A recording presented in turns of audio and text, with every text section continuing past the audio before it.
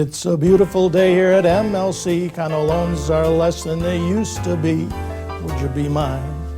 Could you be mine? It's a neighborly day for leverage, I hear, with multiples up in the stratosphere. Would you be mine? Could you be mine? I've always wanted a participant just like you. You can make a buck on our loans, but I'll skim you too. So let's make the most of this beautiful day. Our portfolio's good, so we might as well say, would you be mine? I won't cross the line. Won't you be my neighbor? Won't you please accept low ROEs? Please won't you be my neighbor? Hi, boys and girls. I'm glad you're here. We're going to talk about some special things today. Did you know that? Sure you did. How many of you know what a loan is? Can you say that? Loan? Sure you can. A loan is when a person borrows money from someone else, but only if he promises to pay it back. It's also important to be honest when you're asking for a loan. Honesty is very important. Today, boys and girls, we're going to talk about how you make a loan and how you get repaid. Good morning, Mr. Fishy. Looks like you're sleeping today, huh? Most times, people borrow money from a place called a bank. Do you know what a bank is? Of course you do. A bank is a good place to borrow money from. Once, when the Dallas Cowboys couldn't convert a crummy extra point, Mr. Mike had to borrow lots of money from some very big guys with funny names at the waste management company down the street. Do you know what else is interesting, boys and girls? It's not just people that borrow money. Companies borrow money as well. When a company wants to borrow money to buy a new machine or return some juice to shareholders, they also call a bank. Can you say dividend recapitalization? Sure you can. But banks don't lend money just to anyone. Oh no, they don't. Someone at the bank has to decide who gets a loan and who doesn't. That's right. And did you ever wonder who at the bank decides what companies will get money? Well, Mr. Mike does, and Mr. Mike only does.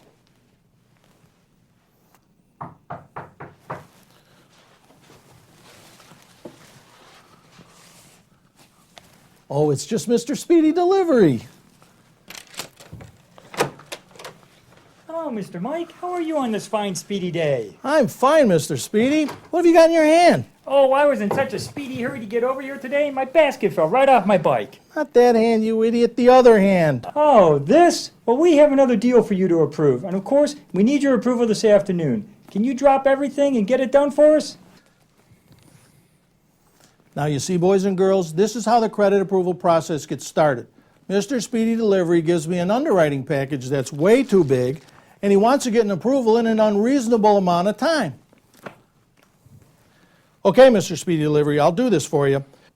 I want you to drive over to those big guys at the waste management company down the street, and I want you to give them these 5 bills. Can you do that? Sure, Mr. Mike. Good. Now, if they get mad at you, I want you to get on your bike and pedal away as fast as you can. I sure will. Okay. Good luck. He's going to need it. Now what happens, boys and girls, is that I'm supposed to read all of this and based upon my years and years of experience, tell them if they should make a loan to this company or not. At least that's the way I used to do it, but that way was way too long. I found a better way to do it now.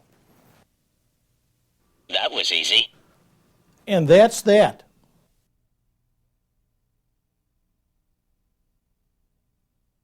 Mr. Mike should be a happy dude now, but lately, boys and girls, things haven't been going so smoothly. Can you say that big word, smoothly? Smoothly, that's sort of fun to say, isn't it? I wish the hell I could. Unfortunately, I've had to learn some other new words lately. Words like fraud, Chapter 11, impaired reserve. You see, Mr. Mike made a bad loan. And now a whole bunch of people in New York are asking Mr. Mike lots and lots of questions. And they're starting to believe Mr. Mike isn't as good as he's been telling them he is. Mr. Mike doesn't know who to trust anymore. Apparently that's a very important word, boys and girls, trust. Wait a minute. Let's go visit the land of make-believe and learn about trust. Let's write our little friend Mr. Trolley and get some answers.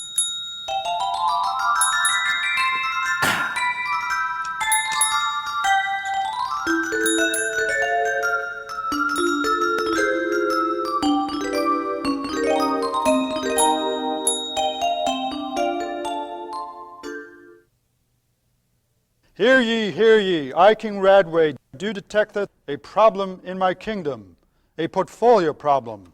Our trust has been broken, and the king demandeth answers. And quick. I don't know. Do you know? How about you? The best and the brightest, I see.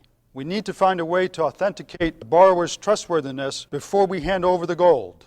You, Prince Marsalek, what say you? How in the future will we know whom to trust? I got it. Let's tie them up, dunk them in water, and see if they float. An excellent idea. If we were hunting witches. How about you, Prince Woodra? What say you? Maybe we can give them a lie detector test. You know, like one of those holograph tests? First of all, it's called a polygraph, not a holograph, you numbskull. Secondly, we live in a castle. We don't even have running water, much less some machine that hasn't been invented yet. How about you, Prince Remaker? What say you? Maybe we should have them go on Oprah. Nobody can lie to Oprah. Oprah? No, I have a better idea, you Nimrod. Let's put you on the Jerry Springer show instead. Next. Can I get back to you with that? What do you know? Since the first time I have known him, Prince John has finally shut up. I should have asked this question ages ago. Is there not anyone in my entire kingdom who can reveal the meaning of trust? Yes, there is, King Bob. I am the Svengali of Risk, and I have come to solve your trust problem. Of course, the Svengali of Risk. Where have you been for the past couple of months? Things have gone to hell without you here. I went skiing with Wonder Woman in Salt Lake City. We had an unbelievable time. Excuse me, Sven, can you get back to trust? Here's what we do. We will assign a trustworthy factor to our borrowers. First, you take the number of years they've been in business, multiply that times the NAIC code. Subtract from that the number of bankruptcies they've had, and then, of course, if it's a cash flow loan, you multiply that by 35%. Then, in addition, you take the following discounts. A 10% discount if the borrower is or ever was a professional athlete. 25% discount if the borrower is a referral from our private client group. You take a 50% discount factor if the borrower is a convicted felon, and finally, a 75% discount factor if anybody on the borrower's management team is a lawyer. That's too complicated, Sven. I don't think the boys and girls or my Genius Direct reports could follow you there. Okay. Then maybe here's what we'll do. First, you take the Merrill Lynch anti-money laundering course. After all, you know, this is a training video, and we try to give each other plugs from time to time. But then in addition to that, you do the best job you can on due diligence with your borrower. And understand that almost all of the time you're going to be right. But every once in a while, you're going to find yourself with an untrustworthy borrower. In other words, happens. Oh, please. That sounds like a song and dance to me. That's right. Hit it.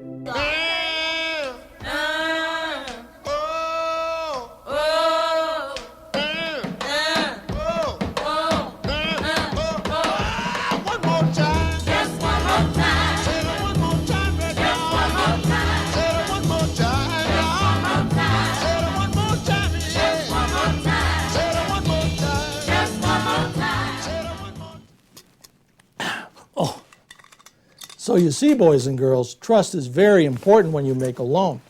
You have to trust your people to make the right decisions, and you have to trust your borrower.